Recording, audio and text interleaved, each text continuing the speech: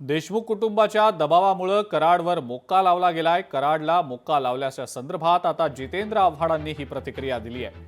या प्रकरणाला जातीय रंग देऊन गुन्हेगारांना सहानुभूती दिली जाते की काय किंवा तसा प्रयत्न होतोय की काय, असं सुद्धा जितेंद्र आव्हाडांचं म्हणणं आहे।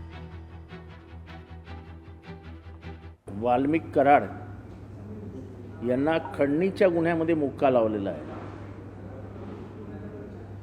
खरं तर आत्तापर्यंत त्यांना खुनाच्या आरोपाखाली अटक होऊन त्यांना मोक्का लावायला पाहिजे होतं।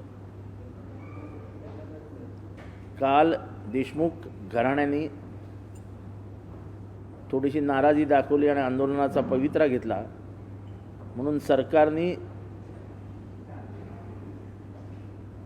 हे पाऊल उचललेलं आहे। म्हणजे खरा तपास काय होतो हे कोणालाच कळायला मार्ग नाही। लोकशाही मराठी ऐका, पहा, जागरूक रहा।